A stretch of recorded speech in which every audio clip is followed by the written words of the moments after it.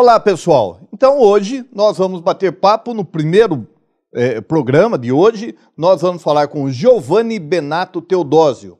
O Giovanni vai falar a respeito do direito fundamental da liberdade de manifestação do pensamento na internet. E, na sequência, a Jéssica Aparecida Batelli Nogueira, que vai tratar do seguinte assunto: o Tribunal do Júri, Brasil, Estados Unidos, as grandes diferenças e as poucas similaridades. E vocês sabem que o nosso programa ele é transmitido através do canal 10 da Cabo Mix. E você também pode assistir através do site www.duvaletv.com.br. E também no YouTube, não só esse programa, como toda a nossa programação está lá no youtube.com/DuValeTV Avaré. Você vai ouvir o nosso programa na Eduvale FM 104.3, todos os domingos, a partir das 13 horas. Se você tiver alguma sugestão para o nosso programa ou alguma reclamação, fique à vontade. Críticas através do WhatsApp 14 99727 1651 ou através do e-mail direitoecidadania@duvaletv.com.br. Então nós vamos começar o nosso bate-papo aqui com o Giovanni. O Giovanni que trata desse tema, o direito fundamental da liberdade de manifestação do pensamento na internet. Giovanni, primeiramente, parabéns e muito obrigado de ter aceito o convite aqui para o nosso bate-papo. Eu aqui agradeço por ter sido convidado, principalmente em face a esse tema que é tão importante e tão atual, vista o crescente uso, crescente influência da internet na nossa sociedade, principalmente em face de todas as relações que agora estão acontecendo por meio dessa ferramenta. Giovanni, por que você escolheu esse tema? Justamente porque eu tenho sido um usuário muito ferrenho da internet. Da internet, porque usuário, mas da internet. Da internet. Isso é importante. E ficamos deixar bem claro que é da internet, da rede mundial de computadores, nada mais. E a partir daí que me veio a ideia, porque principalmente por causa dos últimos acontecimentos que têm ocorrido na política brasileira, como, por exemplo,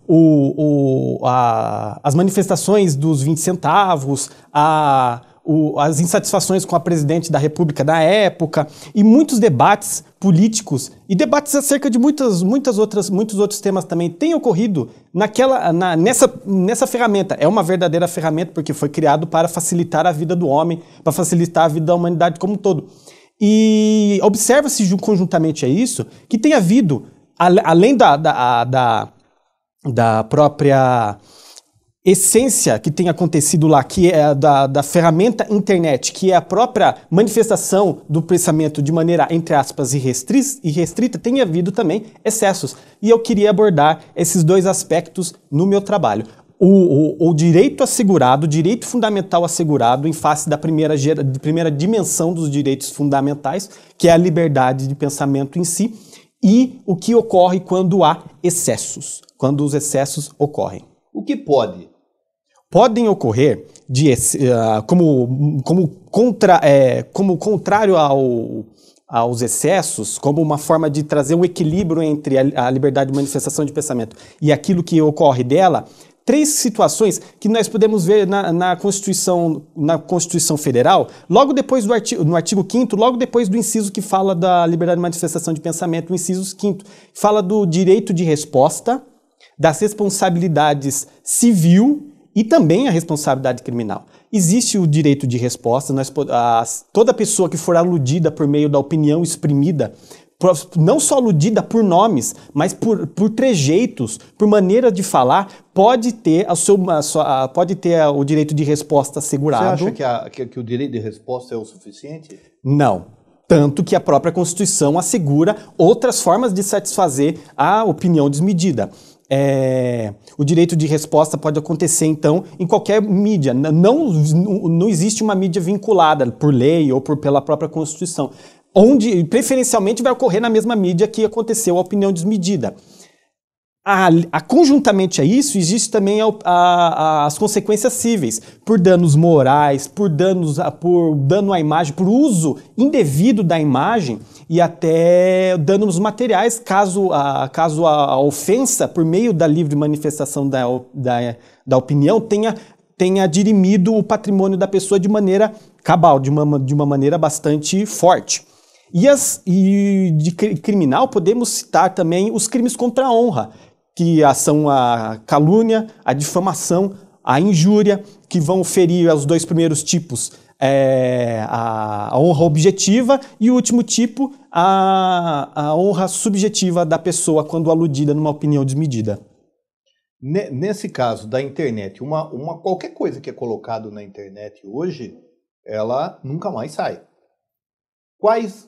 Nesse trabalho que você fez, você chegou a ler alguma coisa, como nós podemos tirar alguma coisa? Como poderemos tirar uma menção, uma publicação, alguma coisa nesse sentido? Podemos, a depender da maneira de responsabilização do próprio servidor, porque o servidor, de acordo com o Marco Civil da Internet, ele não tem responsabilidade diretamente pelo aquilo que terceiros postam. Postam, que eu digo, publicam no Facebook, por exemplo, ou no Twitter ou WhatsApp. Mas aí que tá. O próprio Marco Civil da Internet assegura de que, a depender do caso, a depender de como a situação tenha evoluído, é possível, por meio de decisão judicial, retirar essa situação ofensiva. A depender de como se pondera os interesses que estão se chocando naquela situação. Geralmente, quando se tem análise de situações online, de situações relacionadas ao direito digital como um todo, tem se prevalecido o interesse da maioria, o interesse coletivo, ou seja, privilegia-se, por exemplo, quando você tem a situação de opinião, ou a manifestação de opinião e o direito de informação com a ofensa de um particular. Porque a ofensa do particular, eu digo, o sentimento de ofensa que o particular tem com aquela opinião que foi exposta. Isso tem se privilegiado, então, o direito de informação e de expressão do que o direito da ofensa particular, porque até agora, aparentemente, não tem se mostrado que a ofensa ocorrida ao particular tenha afetado um todo. Isso é o que tem acontecido, de acordo com a minha pesquisa até agora. Pode ser que algum dia isso se reverta, porque os interesses, existem também os interesses transindividuais, são comuns a todos. Uma hora pode ser que isso aconteça. A lei de liberdade de imprensa, ela não existe mais. Ela foi declarada a sua inconstitucionalidade, né? Ou seja, não foi recepcionada pela Constituição de 1988. Hoje nós aplicamos as leis esparsas, o Código Penal, que trata desses assuntos aí. Mas, quando nós temos uma coisa que é colocada na internet, mesmo com decisão judicial, ordem judicial, é retirado, mas nunca sai. Como fazer? Porque não tem saída. Você concorda comigo? Você posta, por exemplo, um vídeo. Você posta um vídeo lá qualquer. Esse vídeo você pede para tirar judicialmente. O juiz determina, tira. Agora, se for um site hospedado em outro país, pronto. Aí teria que se observar as situações de direito internacional. Sim. Tratados com outros países para haver cooperação internacional para podermos dirimir as situações. Temos também, além disso, conjuntamente a isso, temos os complicadores, que a internet é um grande multiplicador de informação. Não existe apenas a informação disponível lá. Existe a informação disponível, as consequências da informação disponível e as réplicas da informação disponível, tanto na Surface Web, que disse aquela que é a internet visível e comum a todos, quanto na Deep Web. E na Deep Web, essa situação é muito pior. Sim. Por isso que deve existir alguma forma, com a evolução das tecnologias, com a evolução evolução do pensamento da própria sociedade e dos estados e dos governos que estão à frente dos estados e ajudando a sociedade para trazer essa situação e dirimi-la. Desse estudo todo que você fez, o responsável pelos canais, não é? Pelo sinal, vamos dizer assim, não tem responsabilidade. Não o provedor. Por exemplo, aqui, o nosso diretor, o Boninho, ele tem uma empresa, certo? Onde você paga mensalmente lá a internet para ele, né? O valor X por mês. Ele tem alguma responsabilidade ou não tem alguma responsabilidade? A pessoa que... Não o provedor. Não o provedor. Sim, a empresa certo. Que dá o sinal, na verdade, que faz o sinal, que repassa o sinal para você. Isso tudo, a empresa que repassa o sinal, vai depender muito de como da análise do caso concreto e de como o envolvimento dela se encontra nesse dito caso concreto. Por enquanto, tem que ser avaliado essa situação, ela tem acontecido e tem parecido bastante equilibrada. Mas, por hora, não existe, aparentemente, de acordo com as minhas pesquisas, não existe nada certo, nada concreto. Hoje, a internet, para nós, é como oxigênio. Por exemplo, eu não consigo ficar sem. Se eu ficar sem internet, eu acho que eu tenho um colapso. Agora, quais os pontos negativos que você aí acha? Os pontos negativos da convivência do ser humano e da convivência da internet, talvez seja... Do uso, até pode ser do uso. Do uso, os pontos negativos você pode encontrar... A própria liberdade, o excesso de liberdade, de acordo com as pesquisas baseadas em direito, de psicologia jurídica que eu coloquei no meu trabalho, é um próprio vetor de malefícios no uso da internet. Porque a liberdade, quando você está sozinho naquela situação, quando você está na internet, você tem uma liberdade, mas ela é condicionada à sua maneira de estar sozinho. Então, pode trazer depressão, porque muitas vezes pode trazer depressão, pode trazer outros malefícios de ordem mental. Na situação que você observa que a liberdade irrestrita nem sempre vai trazer a contrapartida. O ser humano tem uma necessidade muito grande de ser aceito e de ter as suas opiniões aceitas. E não são todas as opiniões que são aceitas, não são todas as opiniões que são replicadas. E esse tipo de realidade, infelizmente, não são todas as pessoas que têm consigo arraigadas em sua mente. Elas têm a necessidade de ser todo momento aceitas, todo momento em voga, no auge. Quando elas se deparam com isso, vem a tristeza. A tristeza vem a depressão. E daí as doenças de ordem psicológica. Não só a depressão, mas eu coloco a depressão como um exemplo bastante comum, porque a depressão disse a doença do século XXI. Uma outra coisa, em relação ao WhatsApp, vez ou outra, aí nós temos aí juiz dando determinação de suspensão do WhatsApp. Você acha que aí é um afrontamento entre direitos fundamentais? Existe um afrontamento entre direitos fundamentais, existe também ainda o judiciário brasileiro não tem noção do quão potente, não tem noção do poder da internet e da influência dela na sociedade. Quanto ao choque de direitos fundamentais, de fato existe, e é essa situação que o Poder Judiciário tem que ver para dirimir. Com a técnica da ponderação de interesses. Vai observar, então, qual dos interesses fundamentais, ou se o direito de liberdade de manifestação de pensamento, ou se outro direito fundamental que exista na Constituição Federal ou fora dela, porque a Constituição... Qual a sua opinião? Acerca dessa... Da proibição, vez ou outra, que tem acontecido aí do WhatsApp. Sim. A minha opinião é que não deve acontecer. Minha opinião quer dizer que isso está completamente fora de padrão, fora de época. Isso seria talvez aceito. Quer dizer, não há como aceitar hoje em dia, porque os pensamentos estão muito arraigados no passado.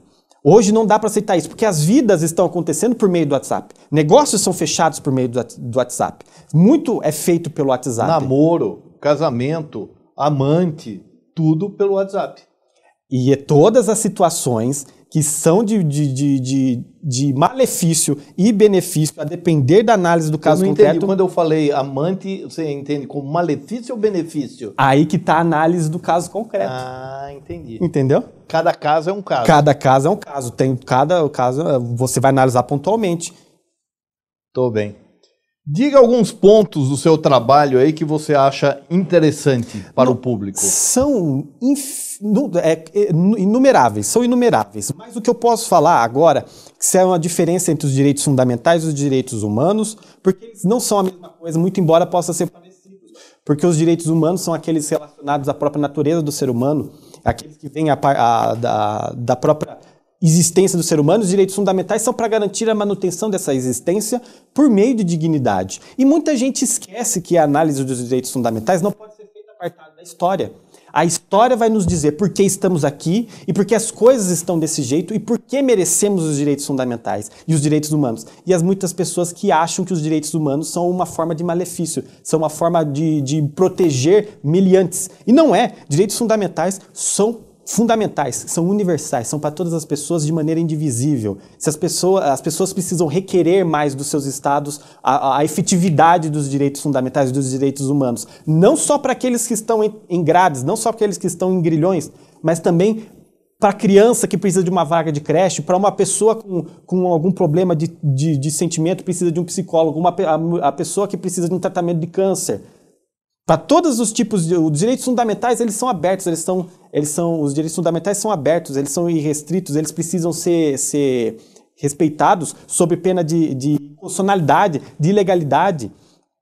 Esse é o ponto-chave do ponto-chave, digo, quanto referente aos direitos fundamentais. Quanto à liberdade de manifestação de pensamento, ele é um direito fundamental de primeira geração, porque aos direitos fundamentais se faz análise por meio de gerações.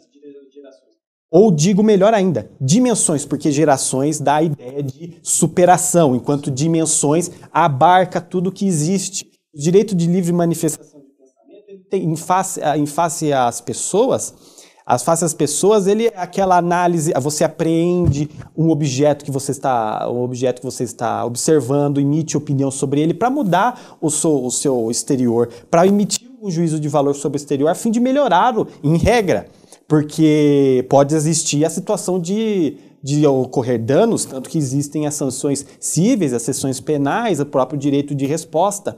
Inclusive, o Estado poderá, em regra, ele não vai considerar o pensamento, a sua opinião disposta, mas existe situações em que o Estado deve considerar, e sim, a opinião e a maneira que a pessoa professa a opinião. Por exemplo, e é um dos infinitos exemplos que existem, o religioso que professa uma determinada fé que impede dele fazer determinada obrigação em determinado dia. O Estado tem que observar essa situação para dar-lhe uma contraprestação diferenciada em outro dia em que ele deva cumprir. Ele não fica isento de obrigação, mas ele cumpre da mesma forma em uma outra situação que lhe é permitida. E daí chegamos à liberdade de manifestação da internet. E a liberdade de manifestação da internet, ele tem diversos princípios orientadores, inclusive de acordo com a Organização dos Estados Americanos, que é um órgão internacional cujo Brasil faz parte e está sob a égide. Inclusive, não deve haver nenhum tipo de preferência quanto às opiniões, de preferência, digo, não pode existir nenhum tipo de direcionamento por parte do Estado, nem dos entes privados por opiniões. Deve existir pluralidade, todos devem falar, todos devem ser ouvidos de alguma forma, respeitados as preferências de cada um, e não deve existir também a proibição das pessoas terem acesso. Inclusive, não somente o acesso a conectar, mas deve existir também assegurada a qualidade do sinal que você tem para entrar na internet. Essa situação, havendo internet, havendo sua opinião lá, existia algum choque entre o seu direito fundamental de liberdade de manifestação de pensamento e algum outro direito que possa ter sido colocado em contraposição ao seu, pode existir, então, a ponderação desses interesses por via judicial, pelo hermeneuta jurídico.